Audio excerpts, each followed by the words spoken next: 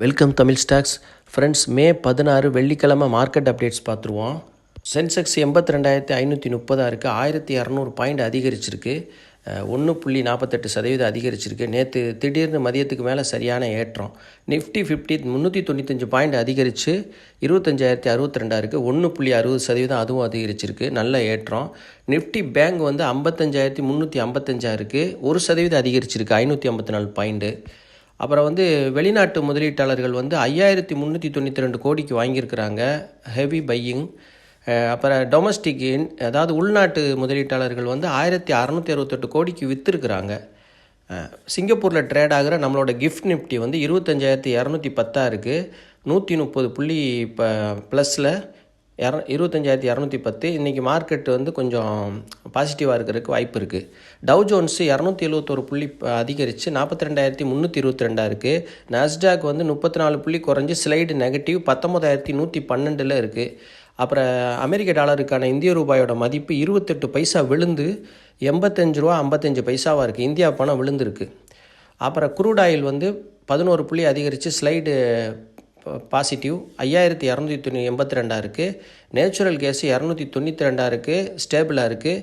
Gold ஸ்டேபிளாக இருக்குது. 93,239. Silver 404 புள்ளி அதிகரித்து ஸ்டேபிளாக தான் இருக்குது. அதுவும் 95,870 இருக்குது. அப்புறம் இன்றைக்கி ரிசல்ட்டு டிவிடெண்ட் அறிவிக்கிற முக்கியமான சில கம்பெனிகளை பார்க்கலாம். ஹுண்டாய் மோட்டார் ஆடிட்டிங் ரிசல்ட் அறிவிக்கிறாங்க. கூடவே ஃபைனல் டிவிடெண்டும் அறிவிக்கிறாங்க. பெல்லு Q4 ரிசல்ட் அறிவிக்கிறாங்க. அது மாதிரி ஃபைனல் டிவிடெண்டும் இன்றைக்கி அறிவிக்கிறாங்க. அசோக் லேலாண்டு இன்டரிம் டிவிடெண்ட் அறிவிக்கிறாங்க. Q4 ரிசல்ட்டு நம்ம கவனிக்கணும் அசோக் லேலாண்டை. அப்புறம் இமாமி ஆடிட்டிங் ரிசல்ட் அறிவிக்கிறாங்க. Q4 result. Jubilant pharma auditing result அறிவிக்கிறாங்க. கூடவே டிவிடெண்டும் இன்றைக்கி அறிவிக்கிறாங்க. Q4 ரிசல்ட்டு அறிவிக்கிறாங்க. நேற்று மதியத்துக்கு மேலே மார்க்கெட்டு திடீர்னு நல்லா ஏறிச்சு. இதுக்கு 5 காரணங்கள் எக்ஸ்பர்ட் சொல்கிறாங்க. ஹெவி வெயிட் பங்குகளில் முதலீடு அதிகரிச்சிருக்கு. Tata motor, HCL tech, Adani port, Asian paint ஆகியவற்றில் அதிகரித்ததுனால சென்செக்ஸ் 2.4% அதிகரிச்சிருக்கு. ரெண்டாவது, டொனால்டு ட்ரம்ப் இந்தியா எங்களுக்கு எந்த வரி விதிக்காது அப்படின்னு சொல்லி ஜீரோ டேக்ஸ் விதிக்க போகுதுன்னு சொல்கிறாரு. இந்தியா அமெரிக்கா வர்த்தகம் குறித்து வளர்ந்து வர்ற நம்பிக்கையாக இருக்குது. மூணாவது பார்த்தீங்கன்னா, இந்திய நிறுவனங்கள் வருவாய் நிலையாக இருக்குன்னு சொல்லி, மோசமாக இல்லைன்னு சொல்லி மோதிலால் ஒஸ்வால் சொல்கிறாரு. அப்புறம் நாலாவது பார்த்தீங்கன்னா, மேக்ரோ டேட்டா நேர்மறையாக இருக்குது. சில்லறை பணவீக்கம் ஏப்ரல் மாதத்தில் 6 ஆண்டுகளில் இல்லாத அளவுக்கு 3.16 குறைஞ்சிருக்கு. அது போக ரிசர்வ் வங்கி மேலும் வட்டி விகிதத்தை குறைக்கும் அப்படின்ற நம்பிக்கையும் மக்கள்கிட்ட இருக்குது. அப்புறம் அஞ்சாவது மேக்ரோ டேட்டானா என்னென்னு பார்த்துருவோம். வட்டி விகிதம், பணவீக்கம் மற்றும் சொத்துக்களை ஒட்டுமொத்த காரணங்களையும் பகுப்பாய்வு செய்வது தான் மேக்ரோ டேட்டா. அப்புறம் அஞ்சாவது காரணம் பார்த்திங்கன்னா, எல்கேபி செக்யூரிட்டியோட மூத்த தொழில்நுட்ப ஆய்வாளர் ரீபக் தேவின் கூற்றுப்படி இண்டெக்ஸ் 25,690 ஷார்ட் டேர்ம் அடைந்து விட்டதுன்னு ஒரு காரணத்தை சொல்லியிருக்கிறார். அப்புறம் தங்கம் ஹை ப்ரைஸ்லேருந்து 7.1% குறைஞ்சிருந்துச்சு இந்த வாரத்தில். எம்சிஎக்ஸ் கோல்டு, அதான் நம்ம டெய்லி அப்டேட்டில் பார்க்குறோம்ல, எம்சிஎக்ஸ் கோல்டு, அது ரேட்டு 10 கிராம் 24 கேரட் தான் அதுக்கு நம்ம பார்க்குறோம். சுத்த தங்கம் அது விலை 1 லட்ச ரூபா கிட்டத்தட்ட போச்சு 10 கிராம். இப்போ 92,000 ரூபாய்க்கு ட்ரேட் ஆகிக்கிட்டு இருக்கு. இது என்னென்னா, டாலர் 0.3% குறைஞ்சிருக்கு. அதுபோல் அமெரிக்க சீனா வர்த்தக போர் சுமூகமாக உள்ளது. இதனால் தங்க முதலீடு குறைஞ்சிருக்கு. அப்புறம் மேக்ரோ நிலைமை படிப்படியாக உயர்ந்து வருது. எப்படின்னா, முதலீட்டாளர்கள் மத்தியில் நம்பிக்கை வருது ஸ்டாக் மார்க்கெட்டு மேலே. அதனால் தங்கத்தோட தாக்கம் குறைய ஆரம்பிக்குது. இது ஒரு காரணம். அப்புறம் தங்கத்துக்கான டிமாண்டு ஃபால் ஆகிருக்கு. இதெல்லாம் இந்த ஒரு 4-5 காரணத்தினால தான் தங்க விலை குறைஞ்சிக்கிட்டு வருது. இது முதல் முறை முதலீடு பண்ணுறதுக்கு அருமையான வாய்ப்பாக இருக்கும் தங்கத்தில். ஏன்னா 7% மேலே இறங்கிருச்சு. இன்னும் ஒரு 5%, 6% இறங்கினா இன்னொரு முறை முதலீடு ஆரம்பிக்கலாம். இப்படி படிப்படியாக வாங்கிக்கிட்டு போகலாம். அது மாதிரி அப்புறம் இண்டூசின் பேங்க்கோட நியூஸ் பார்ப்போம். இண்டூசின் வங்கியில் தணிக்கையில் 674 கோடி தவறான அறிக்கையை கண்டறிஞ்சதாக ஏற்கனவே சொல்லியிருந்தாங்க. வட்டி வருமானமாக தவறாக பதிவு செய்யப்பட்டிருக்கு. அதுபோக மேலும் தணிக்கைத்துறை பிற சொத்துக்கள் என்பதன் கீழ் 595 கோடி ஆதாரமற்ற இழப்புகளை கண்டறிஞ்சிருக்கு. இந்த பரிவர்த்தனை தொடர்பாக ஊழியர்களிடத்தில் உள்ள பங்கு மற்றும் சொத்து விவரங்களை பகுப்பாய்வு செய்துக்கிட்டு வர்றாங்க. மே 14 புதன்கிழமை Q4 result, Muthoot ஃபைனான்ஸோட Q4 result பார்த்துடலாம். வரிக்கு பிந்திய லாபம் 1182 கோடியிலிருந்து 1444 கோடியாக உயர்ந்திருக்கு. ஆண்டுக்கு ஆண்டு அடிப்படையில் 22% அதிகரிச்சிருக்கு. முழு ஆண்டிற்கும் இதுவரை இல்லாத அளவு 5201 கோடி 28% வளர்ச்சி அடைஞ்சிருக்கு. அப்புறம் AUM அசட் அண்ட் மேனேஜ்மெண்ட், இது சொத்துக்களோட மொத்தம் பங்குகள், சொத்து பத்திரங்கள் ஆகியவற்றை நம்பகத்தன்மையை குறிக்கக்கூடிய ஒரு அளவீடு தான். இது 1 லட்சம் கோடியை தாண்டி இருக்குது. அப்புறம் கிளை பிரான்ச்சு, முந்தைய கிளை 6541 இருந்துச்சு. இப்போ 7391 கிளை அதிகரிச்சிருக்கு. மொத்தம் 13% கிளைகள் அதிகரிச்சிருக்கு. டிவிடெண்ட் 26 ரூபா கொடுத்துட்டாங்க. Fantastic dividend. தொடர்ந்து pure play gold NBFC reserve வங்கியால் தொடர்ந்து 3 வருஷமாக வகைப்படுத்தப்பட்டிருக்கு. ரொம்ப பாராட்டுக்குரிய விஷயம். அப்புறம் ரிசல்ட் வந்ததும் ஏன் பங்கு விழுகுதுன்றதான் இன்வெஸ்டரோட இப்போ கேள்வி. என்னடா இவ்வளோ நல்ல ரிசல்ட் வந்திருக்கு, ஏன் இந்த பங்கு கீழே போய்கிட்டு இருக்கு?